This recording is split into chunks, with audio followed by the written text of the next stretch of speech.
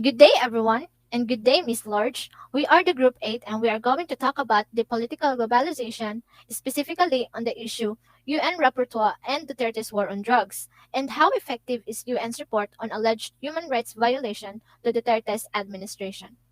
By the way, I'm Rena Del Sila Zorte, and I'm going to report first. So, what is political globalization?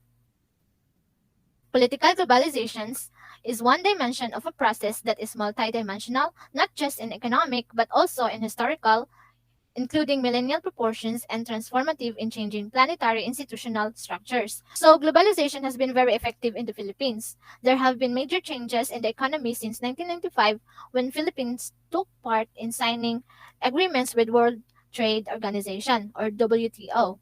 There have been changes in the country such as more labor and more companies that have emerged to help the economy.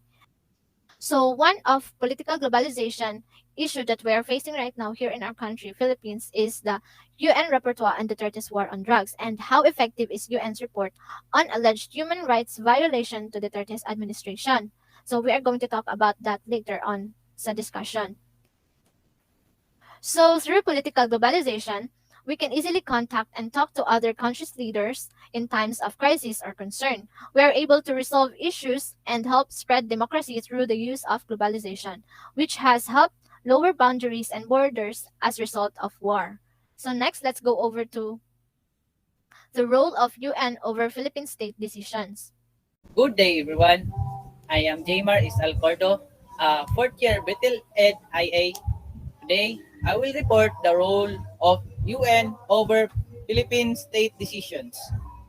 United Nations is an international intergovernmental organization aiming to maintain international peace and security, develop friendly relations among nations, achieve international cooperation, United Nations protect human rights and deliver humanitarian aid. The politics of the Philippine membership in the UN. The United Nations is an international organization founded in 1945, currently made up of 193 member states. The UN and its work are guided has evolved by the purposes and principles contained by its founding charter. The UN has evolved over the years to keep pace with a rapidly changing world. But one thing has stayed the same. It remains the one place on earth where all the world's nations can gather, discuss together, common discuss together the common problems and find shared solutions that benefit all humanity. So the United Nations is a organization where all the member states can share, adapt the strategies and create peace building that would suit up to their country. They can share whatever their problems in this organization. They had the right to listen every state member because it is the United Nations.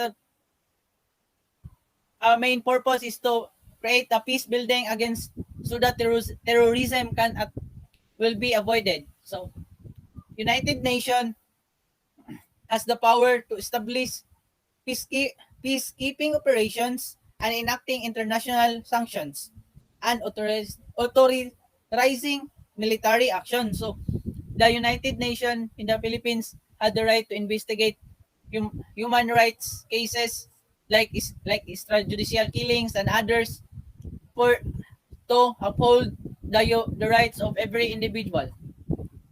History of Philippine membership. The Philippines is one of the charter 51 charter members that created the United Nations in 1945. It assists it assists and supports the government of the Philippines in its important development, peace building and humanitarian priorities. So Philippines can borrow money for the humanitarian aid, especially when when we notice that when there are some naay mga bagyo, so nga niabot sa Philippines like plus floods, volcanic eruptions, earthquakes. So the member states can donate any amount of money to the Philippines because Philippines is a member of the United Nations. So they will provide humanitarian aid to help the victims of such disaster. So, role of UN over Philippine state decision. So, the UN has been a partner of the Philippine government for over decades, supporting state institutions to respect and uphold, implement international treaty obligations, develop goals that the Philippines has voluntarily adhered to over the years. So, the United Nations are very influential organization. They have the right. It creates an excuse me. It creates an opportunity for the Philippines to have the opportunity to be one of to be to increase the economy because the United Nations are willing to help and for the future of the Philippines. So, excuse me. In the Philippines, the quality of its technical assistance and its effectivity and neutrality as convener and coordinator has earned the UN trust and holders duty bearers, both government and non-government, national and international. So the United Nations has a vital role, not just uplifting human rights, but it also in our economy because United Nations help us to be a progressive country. Not just kanang himo lang kanang source of income nila para mo dato. So they also help us. So that's all. Thank you. Thank you for listening. Good day, everyone. My name is Rexina Leo Paginayan, and I will tackle to you the Philippines take on the Universal Declaration of Human Rights, or the UDHR. First, let us define what is human rights. Human rights are standards that recognize and protect the dignity of all human beings. If you are human, then you have human rights. Human rights are bestowed upon us the moment you are born into this world. In response to the atrocities committed during the martial law when the 1987 Philippine Constitution was drafted, Article 8 on social justice and human rights, the Commission on Human Rights was created. And on December 10, 1948, the Philippines became the first signatory to the UDHR, a milestone document proclaimed by the United Nations General Assembly in Paris as a common standard of achievement for all people and all nations in human rights. So in UDHR, there are 30 articles in its content, and let us tackle three of them. The first one, we have Article 3. Everyone has the right to life, liberty, and security of person. Second one we'll talk about is the Article 5, which is no one shall be subjected to torture or to cruel, inhuman, or degrading treatment or punishment.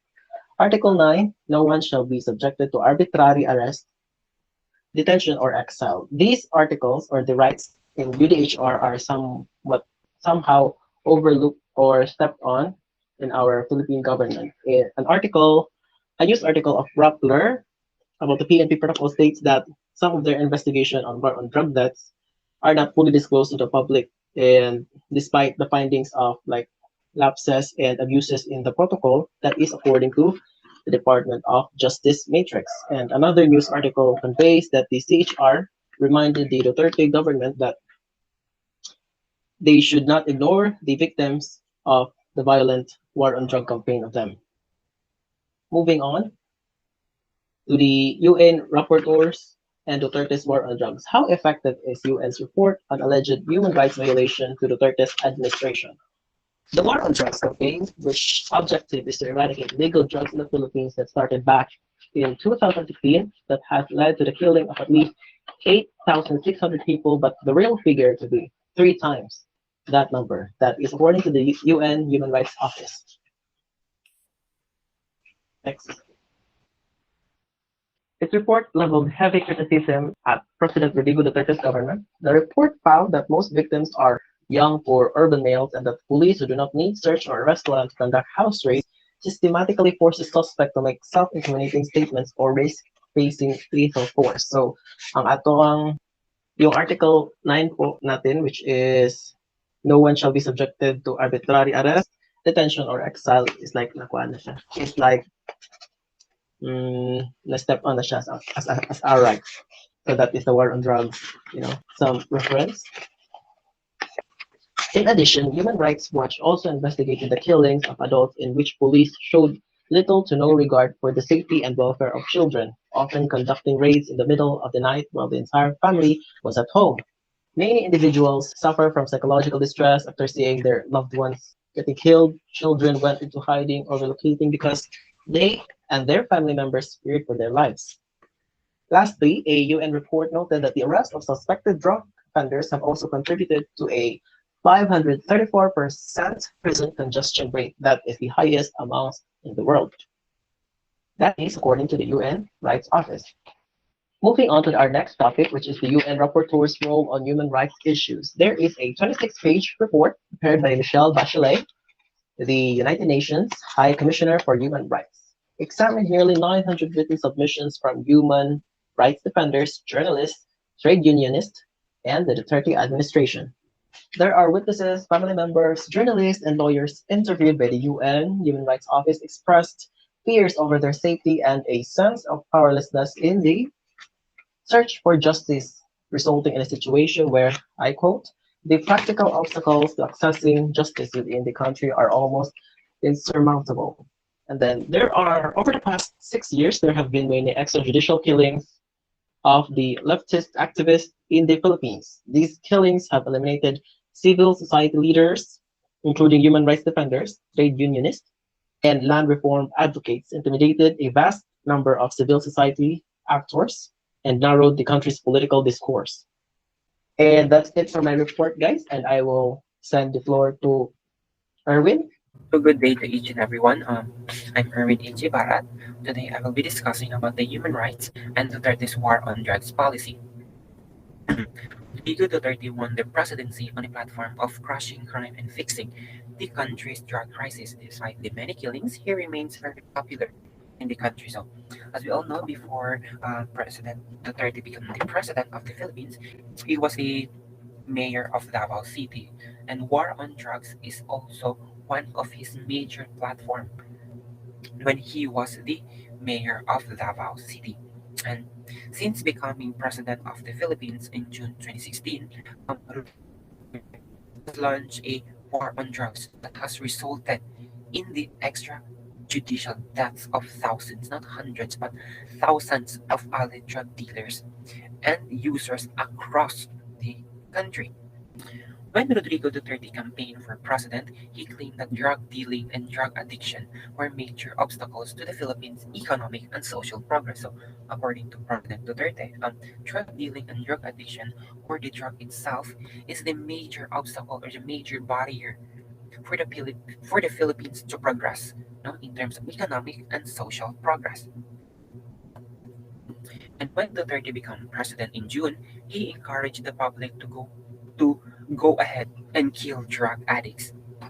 His rhetoric has been widely understood as an endorsement of extrajudicial killing, as as it has created conditions for people to feel that it's appropriate to kill drug users and dealers. So many people view this statement as an endorsement that it's okay to kill someone, especially those people who are drug users or drug dealers, which is in fact incorrect because ano na siya sa is beyond sa human rights, no?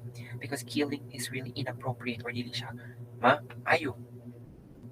So by early December, nearly 6,000 people have been killed. So ano ni siyang year like 2016. So about 2,100 have died in police operations, and the remainder in what are called deaths under investigation, which is shorthand for vigilance killing. So more than 50% ang kanang under investigations nga deaths, no, until now they are dili wala pa jud sila na solve and nga case kay deaths under investigations.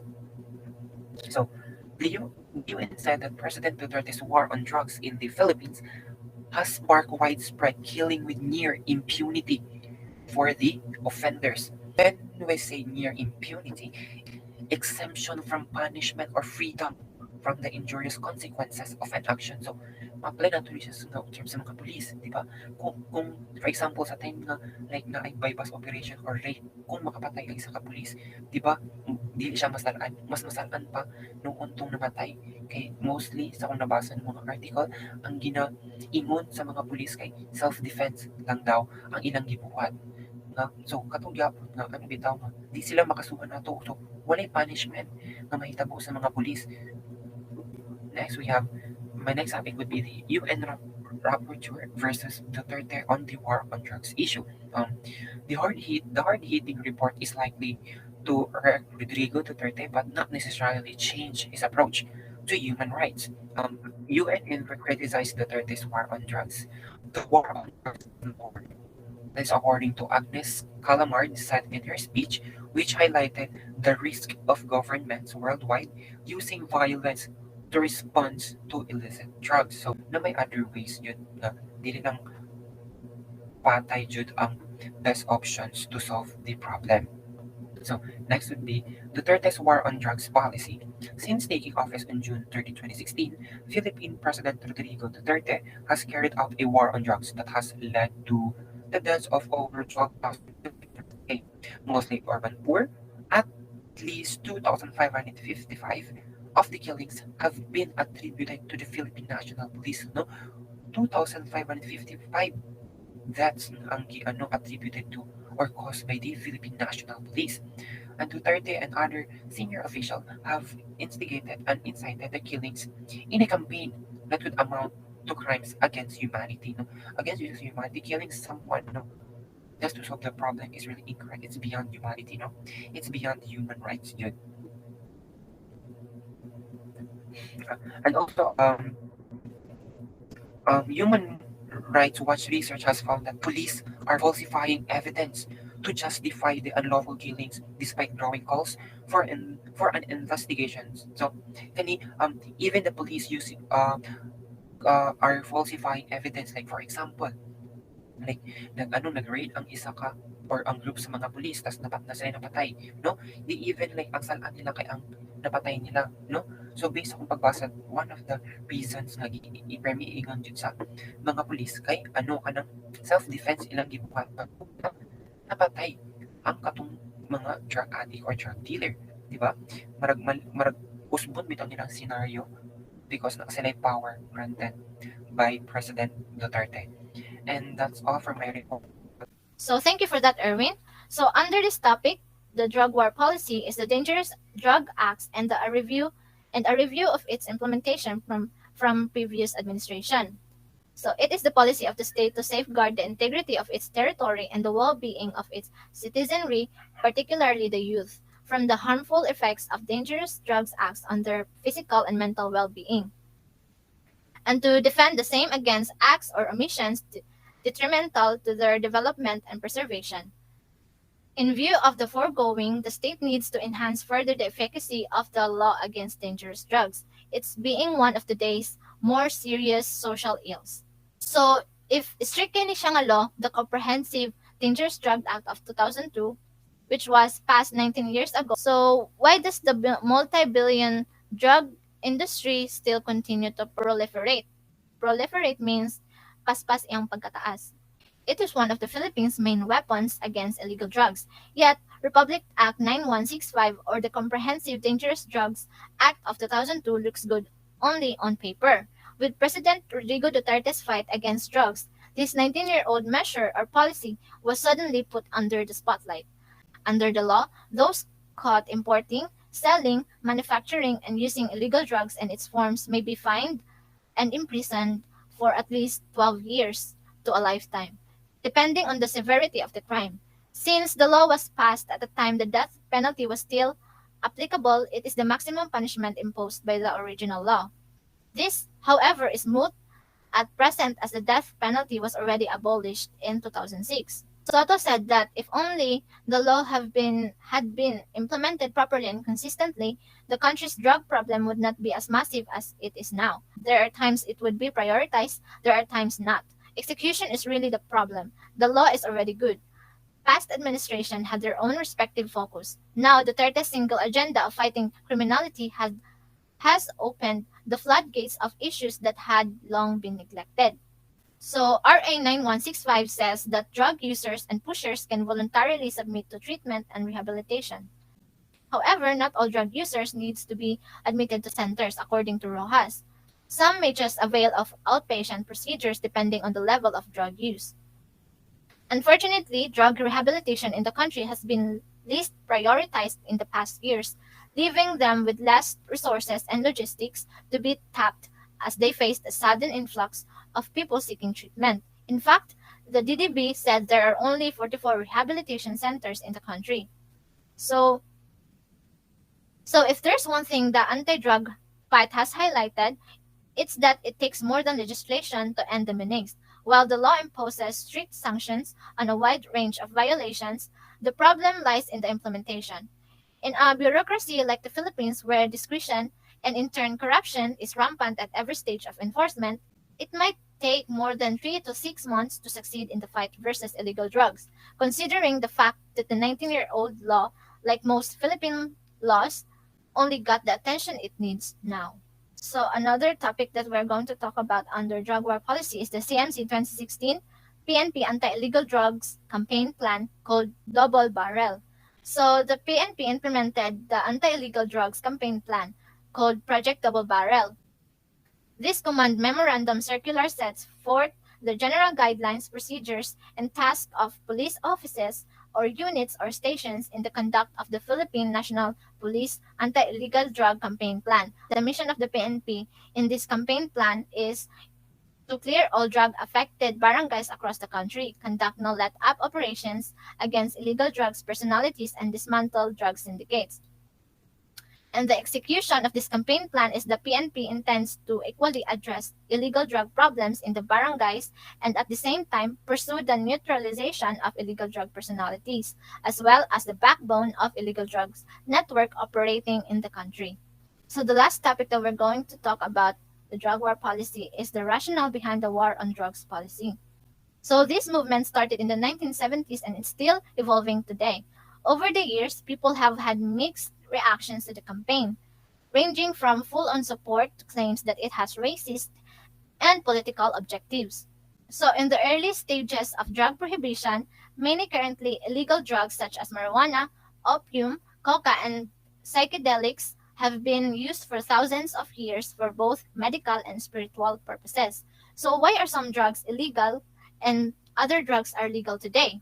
It's not based on scientific assessment of the relative risks of these drugs, but it has everything to do with who is associated with these drugs. Nixon and the generation gap stage in the 1960s as drugs became symbols of youthful rebellion, social upheaval, and political dissent, the government halted scientific